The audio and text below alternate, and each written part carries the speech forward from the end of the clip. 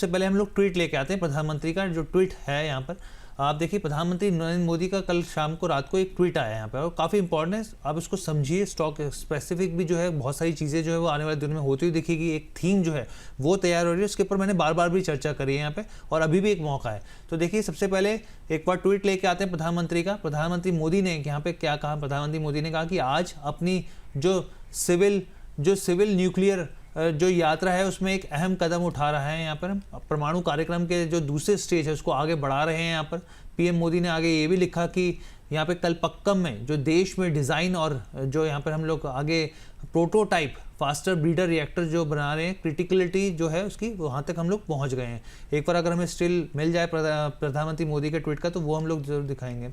तो पीएम मोदी ने आगे लिखा कि भाई ये जो है एडवांस रिएक्टर है जो कि अपनी खपत से ज़्यादा फ्यूल बना सकता है। हमारी जो साइंटिफिक क्षमता है उसकी गहराई और हमारी इंजीनियरिंग एंटरप्राइज की जो ताकत है उसको दिखाता है। ये प्रोग्राम की जो तीसरी स्टेज है हमारे लिए बड़े थोरियम रिजर्व का इस्तेमाल करने की दिशा में एक अहम कदम है। भारत इस पर गर्व का पल है ये, और यहाँ पे साइंटिस्ट और इंजीनियर को भी उन्होंने बधाई दी है। अब ये किस लिहाज से है ऐतिहासिक पल जो छलांग है वो मैं आपको समझाता हूँ। देखिए, जो कलपक्कम न्यूक्लियर रिएक्टर है उसमें जो क्रिटिकलिटी है वो हासिल करते हुए दिखे। स्वदेशी डिज़ाइन निर्मित प्रोटोटाइप फास्ट ब्रीडर जो रिएक्टर है उसकी क्रिटिकलिटी के ऊपर ये जो है पहुंच है। तीसरे चरण के ऊपर सिविल न्यूक्लियर कार्यक्रम के दूसरे चरण में एक बड़ी उपलब्धि हासिल करी है यहाँ पे भारत ने यहाँ पर, और थोरियम रिजर्व के इस्तेमाल करने की दिशा में एक अहम कदम के तौर पे देखा जा सकता है। आप इसको और अगर आप समझे तो देखिए, रिएक्टर जितना ईंधन उपयोग करता है उससे ज़्यादा ईंधन जो है वो प्रोड्यूस कर पाएगा। तो ये अपने आप में बहुत बड़ी एक कहें कि एक बड़ी चीज़ है जो भारत ने यहाँ पे हासिल करी है। यहाँ पे जितना उपयोग होगा उतना ही उसका उत्पन्न करने में उसमें सक्षम हो जाएगा। यहाँ पे ये एक स्थिति साफ तौर पे दिखती है। अब ऐसे में कौन कौन से स्टॉक है जिनमें इन्होंने जो बड़ी भूमिका निभाई है इस ऐतिहासिक छलांग के लिए, कहेंगे परमाणु ताकत के लिए भारत के लिहाज से? सबसे पहले किर्लोस्कर ब्रदर्स के ऊपर ही आते हैं यहाँ पर, और स्टॉक स्पेसिफिक जो हम लोगों ने लिस्ट बनाई थी एक बार वो भी दिखाते हैं अपने दर्शकों को यहाँ पे। तो देखिए, किर्लोस्कर ब्रदर्स की अगर हम लोग बात करें 500 मेगावाट पंप जो है उसने सप्लाई की है यहाँ पे। इसके बाद जो है मिश्र धातु आता है यहाँ पे, और ख़ास तौर पे जो मिश्र धातु के जो एलॉयज़ जो बेसिकली होते हैं यहाँ पे इस पूरे प्लांट के लिए, उन्होंने यहाँ पर जो है वो इस तरह की जो सर्विसेज हैं वो दी हैं यहाँ पे। इसके बाद MTR टेक्नोलॉजीज़ लगातार हम लोग चर्चा करते रहते हैं यहाँ पे, जो एकदम जिसे कहते हैं कि हाई जो उच्च सटीकता होती है उसके पार्ट्स की संरचना और उपलब्ध कराने में जो है इस कंपनी ने भूमिका निभाई है यहाँ पर। इसके अलावा वॉलचंद इंडस्ट्रीज़ मैं लगातार बात करता रहता हूँ बहुत सारे स्टॉक्स की यहाँ पर। तो ये जो कंपनी है न्यूक्लियर सेक्टर से जुड़ी हुई है। सोडियम पाइपिंग और हीट एक्सचेंजर जो है इस कंपनी ने बनाया है। भेल की बात करें तो स्टीम टरबाइन जनरेटर जो है इस कंपनी की तरफ से आते हुए दिखे हैं यहाँ पे। इसके अलावा LNT की बात करें यहाँ पे तो LNT के बारे में हम लोग जानते हैं कि एक नहीं डाइवर्सिफाई बिजनेस है इसके, और इसमें जो है वेसल का निर्माण और डिलीवरी के तौर पे इसने एक बड़ी भूमिका निभाई है। तो सबसे पहले एक एक करके स्टॉक के ऊपर चर्चा करते हैं। यहाँ पे न्यूक्लियर थीम है यहाँ पर, और जिस तरीके से पूरी स्थिति आती हुई दिखी है न्यूक्लियर को लेकर सरकार वैसे ही बहुत ज़्यादा पॉजिटिव है। नए नए आयामों की कोशिश की जा रही है यहाँ पे। सबसे पहले मैं आपके पास आऊँगा रचित सर, इस जो प्रधानमंत्री मोदी का ट्वीट है इसको किस लिहाज से यहाँ पर आप देख रहे हैं, हमारी इंडस्ट्री के लिहाज से, भारत की स्ट्रेंथ के हिसाब से यहाँ पर, और किर्लोस्कर ब्रदर्स के ऊपर आपकी क्या सलाह रहेगी? नहीं देखिए, इसके बारे में हर जी हम एक बात कहेंगे कि हम कंटिन्यूसली ये बात कर रहे हैं कि न्यूक्लियर पावर आप देखें आने वाले दिनों में it will be something which would be very important. और जिस तरीके से हम पूरा का पूरा एक एनर्जी क्राइसिस देख रहे हैं ये जरूर एक अच्छा इम्पैक्ट देने वाला और सेल्फ रिलायंट हमें बनाने के लिए एक अच्छा कदम है। और अच्छा, इसको अभी क्या बहुत ज्यादा ओवरईट करना चाहिए इसमें मैं कहूंगा नहीं, क्योंकि अभी ना आप देखेंगे there will come a time when you will have to go through a lot of compliance, क्योंकि न्यूक्लियर इतना ज्यादा इंटरनेशनल मार्केट से और इंटरनेशनल कनेक्शंस लेके बैठा रहता है that there are very many things that you have to put in place in the international forum, और अभी उसमें थोड़ा सा टाइम लग सकता है। बट हाँ, अगर आप बोलें कि over medium to long term क्या ये एक बहुत पॉजिटिव कदम है, हाँ पॉजिटिव कदम है, और इसके साथ साथ हमें ये अच्छी चीजें देखने को मिलेंगी। बट किर्लोस्कर ब्रदर्स की बात कर ले, जिस तरीके से पोजिशन है कि यहाँ से एक डायरेक्शनल चेंज मूव आपको देखने को मिलेगा, नहीं। अभी यहाँ पे थोड़ा सा आपको पेन पॉइंट और देखने को मिल सकता है, और अभी ये करीबन 1437 लेवल्स तक चल रहा है। हो सकता है अभी जो हम मार्केट करेक्शन देख रहे हैं, और थोड़ा सा अभी मैं फर्म क्यों साउंड कर पा रहा हूँ, क्योंकि 10 मिनट पहले एक खबर आई जिसको मैं अभी डिस्कस भी कर लेता हूं। तो ये उस करेक्शन में आपको 1360 और 1360 अगर नहीं सपोर्ट करता है तो एक बार 1280 लेवल्स तक जाता हुआ दिख सकता है। वहां पे जाके हम रिविजिट करेंगे कि क्या सिचुएशन पूरी की पूरी बनती हुई दिखती है। और जो मैं बात कह रहा था कि एक और खबर आ गई है, इस पे थोड़ा सा फोकस कर लीजिएगा। ट्रम्प साहब ने तो बहुत सारी बातें कर ही ली अपनी, कि मैं आज ये कर दूंगा, कल 5 बजे वो कर दूंगा। ईरान साइड से स्टेटमेंट आया है which can not be ignored, और सीज फायर तो नहीं हो रहा है। उन्होंने एक चीज कह दी है, today the Americans will be surprised, और उन्होंने ये भी कह दिया है कि there will be no borders left. Hmm. और जो मैं सुबह आपको ये बात बोल रहा था कि खमनई साहब को हमने उनके वॉर रूम में देखा था कल, उसका एक वीडियो रिलीज किया था ईरान साइड से। Don't take it lightly. मैं बार बार बोल रहा हूँ, पिछले 10-15 दिन से बोल रहा हूँ, यूएस साइड नहीं, ईरान साइड पे फोकस करके चलिए। Khamenei entering into the war room, और इन्होंने जो बॉर्डर की बात बोली है ना, because Iran and Israel are so close together, I really don't know what they planning, but something big is about to come in the night. Hmm. ठीक है सर, ऑब्वियस सी बात है कि अगर इस तरह की स्थितियाँ बनती है तो फिर काफ़ी दुनिया भर के लिए ख़तरनाक हो सकती है यहाँ पे। और एक आखिरी जो बात हो रही है कि भाई कितना डिस्ट्रक्शन हो सकता है, वो आखिरी वो पड़ाव बैठता है न्यूक्लियर के ऊपर। तो यूरेनियम एनरिचमेंट को लेकर जो लगातार चर्चाएं चल रही हैं, वही एक कंसर्निंग है कि भाई क्या आखिरी पड़ाव ये है, क्या सरप्राइज़ ये है। तो वो एक पिन पॉइंट आता हुआ दिखेगा। अम्बाला मैम, मैं आपके पास आता हूँ क्योंकि आपकी 2 कॉल्स थी वो रह गई, मैं माफ़ी चाहता हूँ यहाँ पर। तो सबसे पहले मैम आप अपनी 2 कॉल्स के बारे में बता दीजिए, और फिर सर आपने किर्लोस्कर ब्रदर्स के ऊपर बता दिया अपना व्यू। बिल्कुल, मैं हाँ। भी डाउन साइड के लिए ही तैयारी करके बैठा हूँ, मैं नहीं नहीं, खरीद पा मिड रहा हूँ। टर्म या लॉन्ग टर्म के हिसाब से भी नहीं सर प्ले करना है यहाँ पे डाउन किर्लोस्कर को। साइड पे, डाउन साइड पे। डाउन साइड पे। क्योंकि मैं एक चीज आपको बता देता हूँ, हाँ। देखिए न्यूक्लियर पावर में ना एक और प्रॉब्लम आपके पास क्या आती है कि you have to keep on reporting. Hmm. अभी जैसे आपने ये ईरान का किस्सा सुन रहे हैं ना, तो hmm. 60% enrich we have it, we are reporting it. तो there many concerns that you have in nuclear power, और वो रिपोर्टिंग और उनके क्लियरेंस लेते लेते थोड़ा टाइम लगता है। तो क्या बिल्कुल। एकदम से you have to jump the gun? नहीं, ऐसा कुछ नहीं है। आराम से मार्केट जब डीप डाउन पेन पे दिखेगा तब खरीदें। लेकिन बस इसमें एक बहुत अच्छी पॉइंट यहाँ पर ये है, क्योंकि खबर इस लिहाज से भी बहुत इंपॉर्टेंट है कि रिएक्टर जो है भाई जितना उसका फ्यूल का इस्तेमाल करेगा ना, वो जो फ्यूल है उससे ज़्यादा वो उत्पन्न कर देगा। तो ये जो चीज़ है ये बहुत बड़ी खबर है, उस लिहाज से मैंने कहा कि इसको कवर किया जाए। अम्बाला मैम प्लीज़ बताइए, फिर मैं आपसे दूसरे स्टॉक पे आता हूँ जो इस सेक्टर क्या कहें कि इसको कवर करता हुआ दिखेगा, MTR टेक्नोलॉजीज़ के ऊपर। इसमें एक बड़ी भूमिका रही है इस पूरे प्रोग्राम के तहत। कौन से 2 स्टॉक्स और फिर MTR? ऑलराइट, तो कौन से 2 स्टॉक इस पर्टिकुलर इंडस्ट्री, इस नहीं मैम, पर्टिकुलर आप थीम जो के तहत? बता रहे थे कि भाई मेरे, अच्छा, हाँ। ऑलराइट।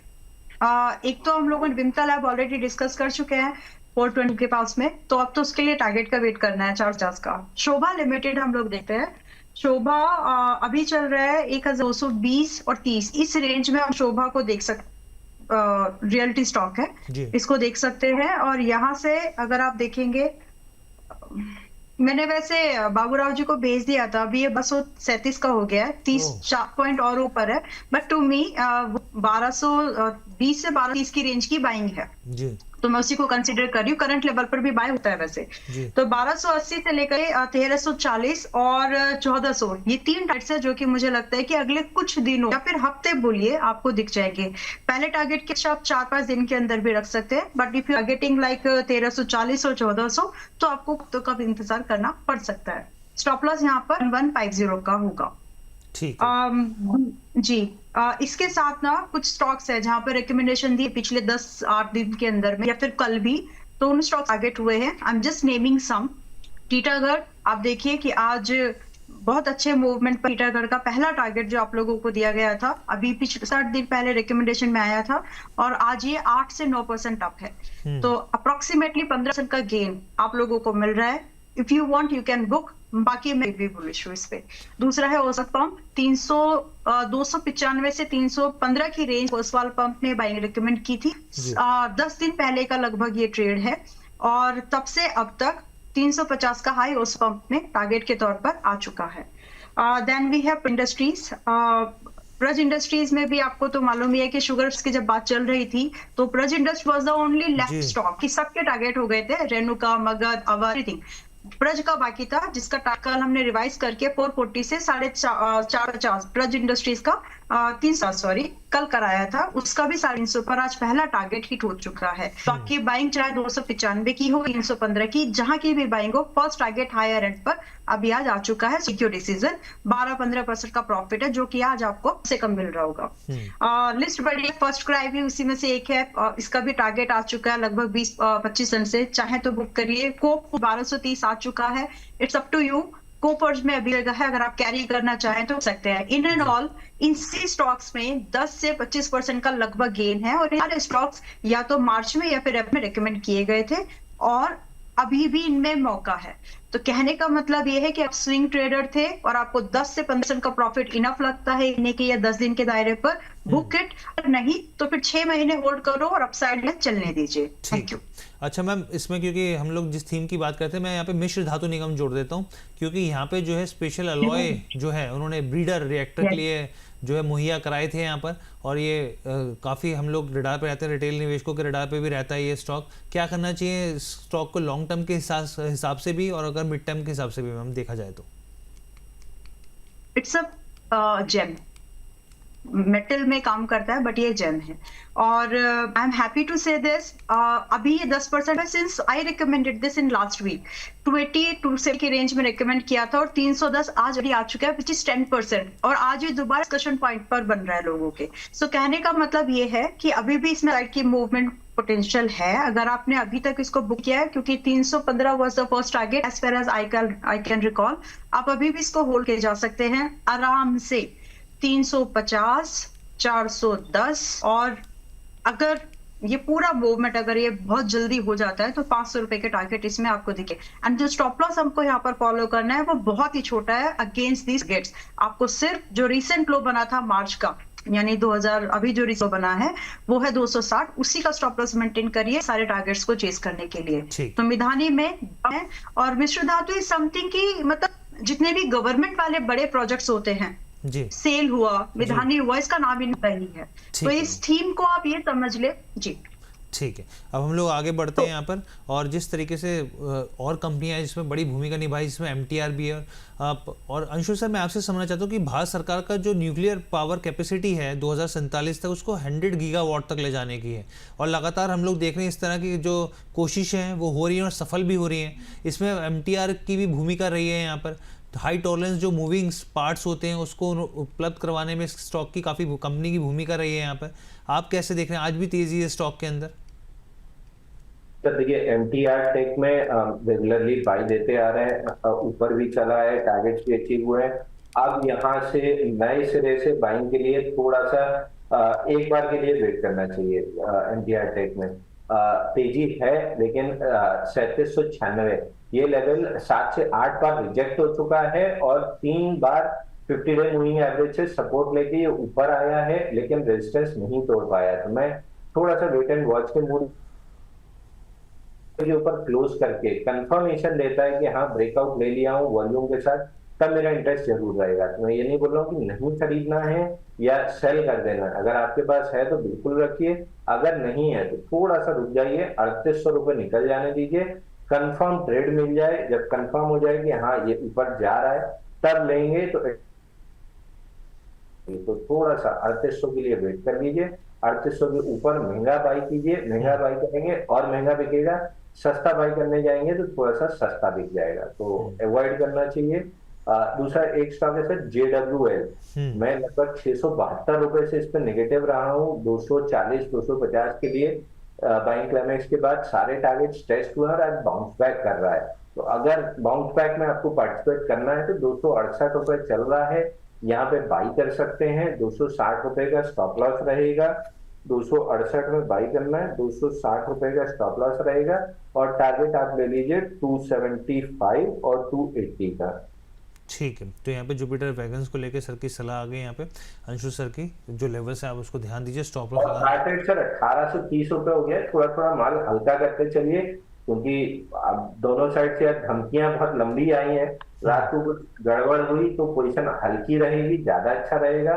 कल मतलब रोज बाजार खुल रहा है, रोज कुछ ना कुछ कर करा के खाली करके अगर जाएंगे तो ज्यादा बेहतर रहेगा। बिल्कुल सर, बिल्कुल सही कह रहे हैं। यहाँ पे पोजीशन हल्की करिए यहाँ पर, और मौका जो है फटाफट से भुनाइए, फटाफट एक्शन लीजिए यहाँ पर। वॉलचंद नगर की बात कर लेते हैं, इंडस्ट्रीज़ की बात कर लेते हैं यहाँ पर। रचित सर, ये जो कंपनी है न्यूक्लियर प्लांट में बड़ी भूमिका निभाती है यहाँ पे, बहुत तगड़ा इंफ्रास्ट्रक्चर है इस कंपनी का यहाँ पे। और अगर आप इस प्रोजेक्ट की बात करें तो सोडियम पाइपिंग और हीट एक्सचेंज जो है इसी कंपनी ने यहाँ पे बनाया, इस तरह का सपोर्ट दिखाया। आप कैसे देख रहे हैं वॉलचंद इंडस्ट्रीज़ को लेकर यहाँ पर? आज भी स्टॉक में 4.5% की तेज़ी है। ये सब ये वही स्टॉक है सर जो इस खबर के बाद जो है वो रिएक्ट करते हुए दिख रहे हैं? बिल्कुल, देखिए रिएक्ट कर रहे हैं और अभी थोड़ा सा आपको एक अपसाइड जरूर देखने को मिल सकता है, 158 160 तक भी जा सकता है, बट ट्रेंड रिवर्सल नहीं है। और मैं समझता हूँ फर्दर आपको पेन पॉइंट देखने को मिलेगा। ये काउंटर उन लेवल्स पे सप्लाई को जैसे ही मीट करेगा, फिर वहां से कूल ऑफ करेगा। कूल ऑफ करके आपको सबसे पहले 142 और 142 के बाद आने वाले दिनों में 128 तक की भी रेंज में आता हुआ दिख सकता है। तो अकॉर्डिंगली अपने पोजीशन मैनेज करें, और एग्जिट अपॉर्चुनिटी मिल रही है उसको बुक जरूर करना चाहिए। ठीक है। अंबाला मैम, भेल की बात करें यहाँ पर, भेल भी इस सेक्टर से जुड़ा हुआ है यहाँ पे। स्टीम और टरबाइन जनरेटर इस कंपनी ने दिए हैं अपनी तरफ से यहाँ पे, जो है इसका बिजनेस मॉडल भी इसी न्यूक्लियर प्लांट से जुड़ा हुआ है काफ़ी हद तक। आप कैसे देख रहे हैं यहाँ पे? 246 के भाव पर ट्रेड कर रहा है। जी, भेल अभी अगर आप एक इन्वेस्टर, देखिए पहले तो समझ लेना बहुत जरूरी है हर्षी कि ये सभी के है, ये जितने भी व्यूज हैं कि ये आज से 5 और कम minimum 5 year up to 15 year commitment वाली स्कीम है। रातों रात स्टॉक में आप बनाएंगे, वो स्विंग का तो पॉसिबल मूव मिलेगा आपको, बट ऑर्डर बुक्स जो ग्रोथ आप दे रहे हैं वो एज एन इन्वेस्टर ही आपको मिल पाएगी, and for that you need to hold your stocks.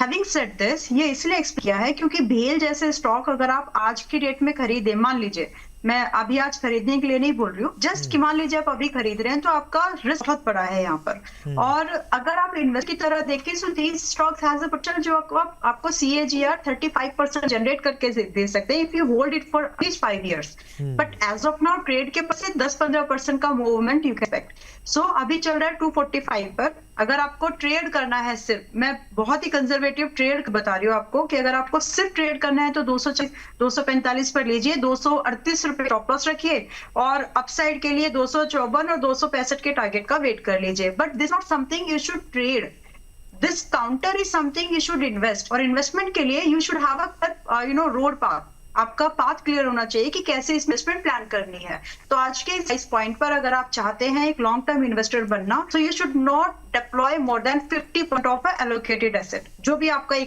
आप स्टॉक में लगाते हैं 50% अभी लगा सकते हैं, रिमेनिंग को बचे रखो फॉर 2 कंसेप्ट्स। या तो इसमें प्रॉफिट पिरामिड आपको मिल जाएगी 265 के ऊपर अगर ये सस्टेन हो जाता है और स्टॉप लॉस कंडीशन में आपका 230 का रह जाएगा, या फिर आपको यहाँ पर 210 के आसपास और ऐड करने का मौका मिलेगा। और ये दोनों ही डिसीजंस होंगे, या तो मार्केट पूरा का पूरा रिकवर हो गया अगर ये डीएस्केलेशन यहीं पर जाती है वॉर की, और अगर नहीं तो स्टॉक ऐसे और गिरेंगे और उस कंडीशन में आपको और बेहतर प्राइस सकता है। So have a clarity with your decision. अगर आप सूट करता है तो 50% अभी करंट प्राइस बाई किया जा सकता है, बाकी profit pyramiding up to above 265 या फिर एवरेजिंग एट 210 कर सकते हैं, जिसमें कि बेयर मिनिमम 2 इयर्स की holding minimum at to 5 year की होल्डिंग पे टारगेट्स बहुत बड़े हैं। सुन के लोगों को शायद अजीब लगेगा, बट दैट्स द पॉसिबिलिटीज। कम से कम 350 रुपए से लेकर 400 रुपए तक का ये स्टॉक जा सकता है आराम से, तो वो पोटेंशियल है इसमें। चलिए ठीक है, मैं हमने यहाँ पे लॉन्ग व्यू भी रख दिया यहाँ पे।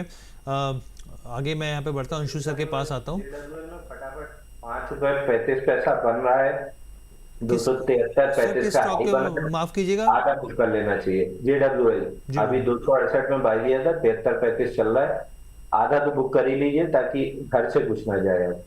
ठीक है। अच्छा अंशु सर, मैं आपसे समझ जा रहा हूँ क्योंकि इसमें एक बड़ा स्टॉक भूमिका रही L&T की भी इस पूरे प्रोजेक्ट में, और L&T हम लोग देख रहे हैं उसके बिजनेस डिवर्सिफाई है यहाँ पर। अब बहुत तरह की खबरें भी आई, कंपनी की तरफ से भी रिएक्शन आया कि भाई जिस तरीके का जो इनका जो रेवेन्यू आता है 25 से 26% जो है वो हम लोग सब जानते हैं कि जो यहाँ पे दुबई है या फिर यहाँ कतर है और बहुत सारे देशों से आता है, यहाँ पे UAE की तरफ से यहाँ पे आता हुआ दिखता है।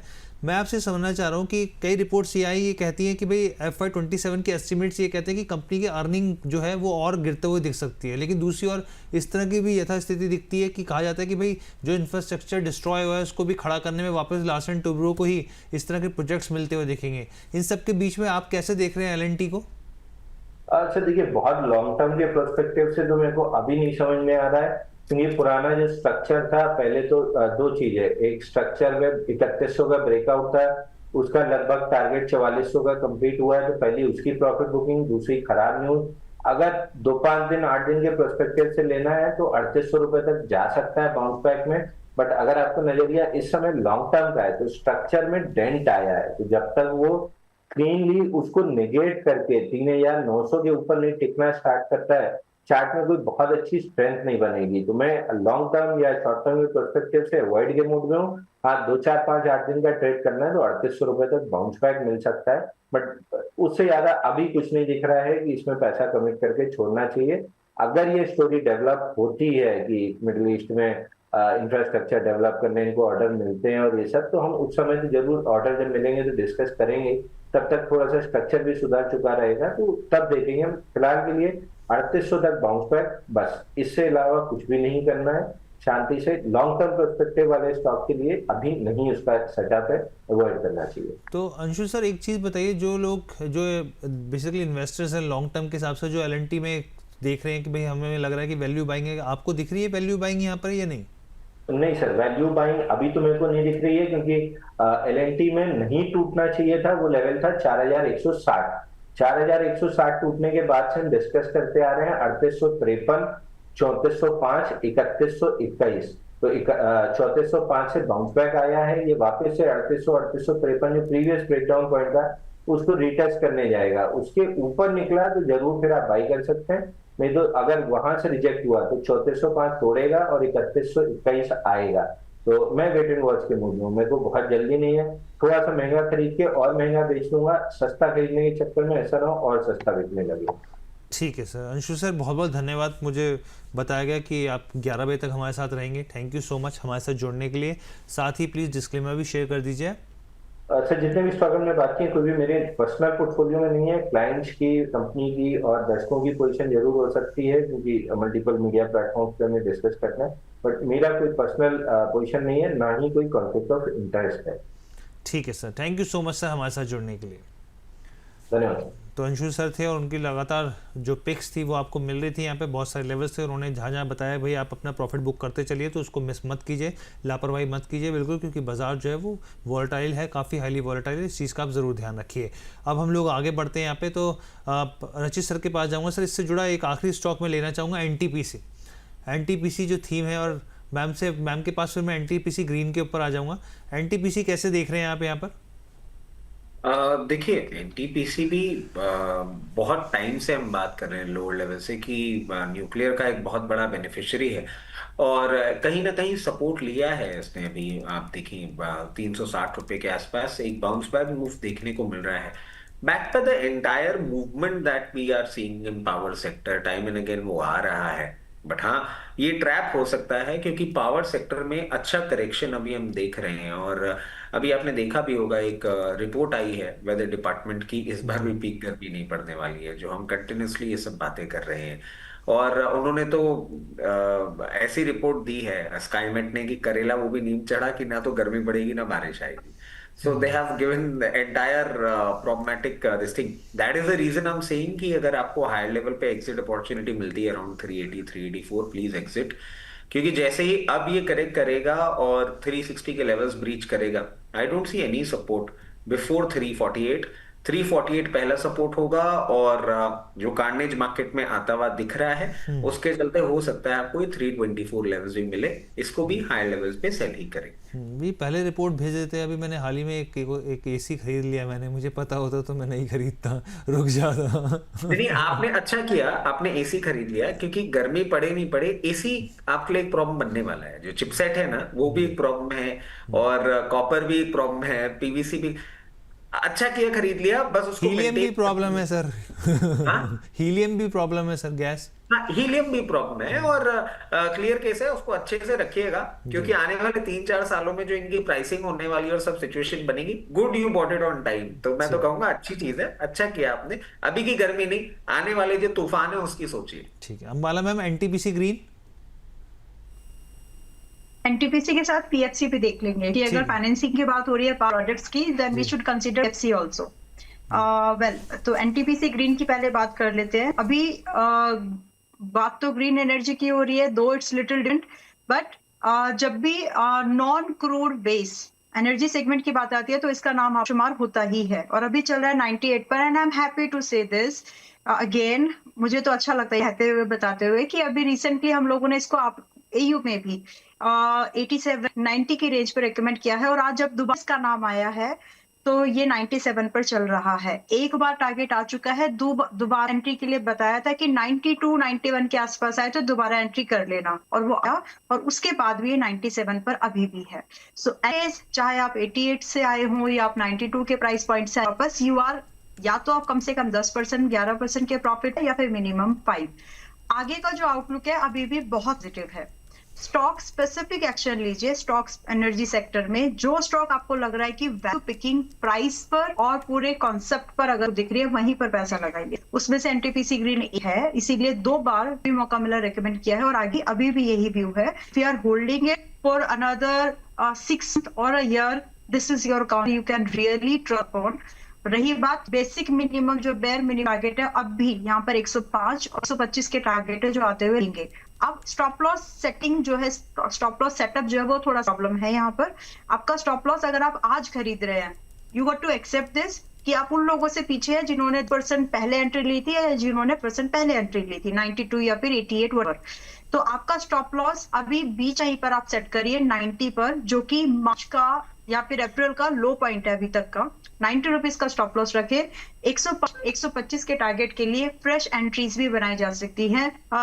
ध्यान रखिएगा, अभी ये मार्केट यहां से पूरा वी शेप रिकवरी भी हो सकती है अगर वॉर रुक जाए, चांसेस कम है, और फर्दर अगर एस्केलेशन होता है, इंटेंसिफाई होता है, तो चीजें और थोड़ी खराब हो सकती है शॉर्ट टर्म के लिए। तो आप उस तरह से अपनी प्लानिंग करें। किसी भी ट्रेड में आप कितने भी लॉन्ग टर्म के साथ में क्यों ना हो, as of now stop should be treated as a very defensive thing, मतलब आपको बड़े लॉस से बचा सकता है स्टॉप लॉस। चाहे कितने भी कॉन्फिडेंट आप क्यों ना हो, कितने लॉन्ग व्यू क्यों ना हो, स्टॉप लॉस जरूर रखना। That's a sincere suggestion before making any investment in any stock.